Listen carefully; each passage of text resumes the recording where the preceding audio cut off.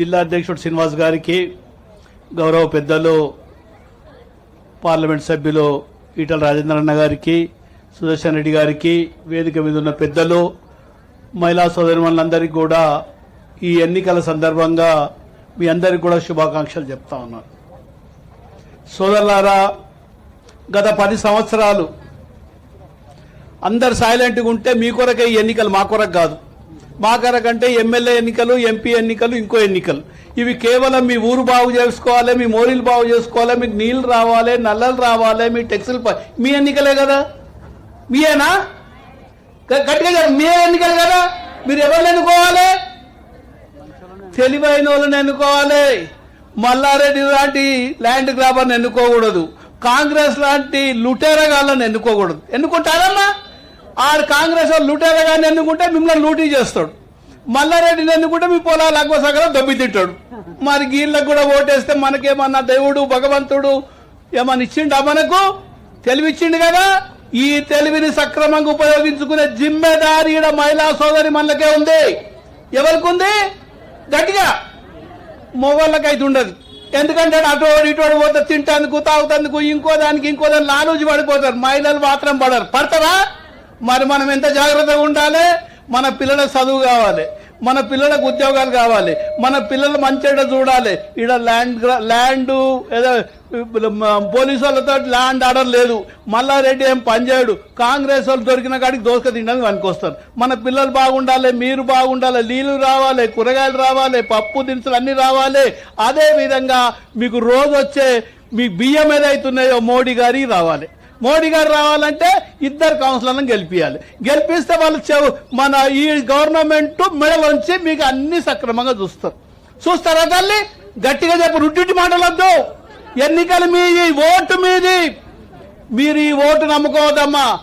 నిజంగా చెప్తున్నా, ఈ ఓటు అమ్ముకుంటే అంతకన్నా దరిద్రులం ఇంకొకలం కాము. ఈ ఓటు చాలా పవిత్రమైంది, చాలా గట్టిది, కత్తి లాంటిది.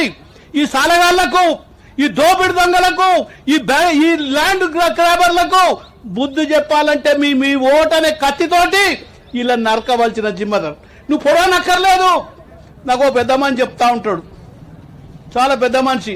అయ్యా, ఈ ఓటు చాలా పవిత్రమైంది. అందరూ మడలు కూనీలు చేసుకుంటారు, కానీ ఈ ఓటు ఏదైతుందో దీంతో డుట్టినే చంపేస్తాడ మనిషిని. సంపచ్చా? మంచోని ఓడగొడతాడు, ఏం చేస్తాడు? ఊరు పెట్టుకొని వస్తాడు. లంగగానికి ఏం చేస్తే ఓటేస్తే ఏం చేస్తాడు? అందరినీ చంపుతాడు. ఈ ఓటుకి ఎంత బలం ఉంది? ఉందా అమ్మా? మాట్లాడాలి. మీరే చదువుకున్న వాళ్ళు, తెలివైన వాళ్ళు, సమాజాన్ని చూసేవాళ్ళు, మంచితన చూసేవాళ్ళు అన్ని మీరైతే మీ ఓటు ఎంత పవిత్రమైంది అర్థం చేసుకోండి. కత్తి, నా బగర్ తల్లి నువ్వు ఇందని చెప్పు, కత్తి లాంటిది ఓటు. మరి ఇల్లు వదులుతామా? వదలొద్దు. గట్టిగా చెప్పుని, పందు కొరుకుని వదలొద్దు. కాబట్టి సోదరులారా, సోదరిమణులారా, మనకు చెప్తున్న చాలా మంది వివిధ రాజకీయ పార్టీ నాయకులు ఉన్నారు. వీళ్ళందరికీ కూడా ఒక మనవి చేస్తా ఉన్నా, ఈ దోపిడీదారులకు, ఈ లుటేరగాళ్ళకి మనము సహకారం చేసి మనము వాళ్ళ వెనుక సమయాన్ని వృధా చేస్తే ఇది దేశాన్ని ద్రోహం చేసినట్టు అవుతుంది. దేశ సంపదను లూటీ చేస్తున్నారు ఈ మాకరగాళ్ళు. వీళ్ళు తక్కువలు గారు. వీళ్ళను సరిగా మనము సరి చేయాలంటే ఈ ఓటుతోటి వాళ్ళని అడ్డంగా నరకాల తల్లి. ఆ నరికే జిమ్మెదారి మీదే. మీరు కొంత సమయాన్ని దానం చేయరు.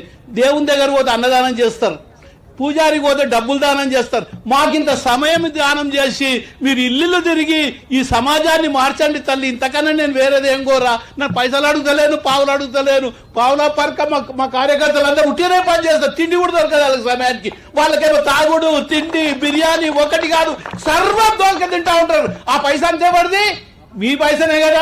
వీళ్ళేమో ఎట్టికి ఛాయ్ నీళ్ళు కూడా మేము పోపియ్యం. మా ఈటలని అప్పుడప్పుడు భోజనం పెడతాడు. నేను అది కూడా పెట్టా, పొరి అంట. ఎందుకంటే వాడు తయారు కావాలి. అమ్మా కరెక్టే. నువ్వు జర రాగు. నీ కరెక్ట్ ఇంటికాడికి వచ్చి చెప్తా, జర రాగమ్మా. సోదరులారా, ఇంత మంచి ఎన్నికలు 5 ఏళ్ళ ఎన్నికలమ్మా ఇవి. 5 సంవత్సరాల ఎన్నికలు ఇవి. వాడు ఓటుకు 1000 ఇస్తాడు, 2000 ఇస్తాడు, 4000 ఇస్తాడు, 10,000 కూడా ఇస్తాడు. మల్లారెడ్డి అంటాడు. కాంగ్రెస్ వాడు లుటేరగాడు ఎన్ని అన్న తెచ్చి ఇస్తాడు. కానీ 10,000 రూపాయలు ఓటుకి ఇచ్చిన 1860 రోజులు, 5 సంవత్సరాలకు 1865 రోజులు రోజుకు 2 రూపాయలు 3 రూపాయలకు బిచ్చగాడు తీసుకొని పైసలు మనం తీసుకుంటున్నామంటే మనకి ఎంత సిగ్గు లేకుందామో మనం అర్థం చేసుకోండమ్మా. బిచ్చగాడు తీసుకుంటాడా? 10 రూపాయలు ఇస్తే తీసుకుంటుండే, ఇవాళ రూపాయి ఇస్తే అమ్మ ఉంచుకోపో, బిర్యానీ వండుకోపో అంటారు ఆయన్నే అంటారా? మరి అన్నాక మీరు ఎట్లా ఆలోచించాలి తల్లి? సీరియస్గా ఆలోచిస్తుర్రా?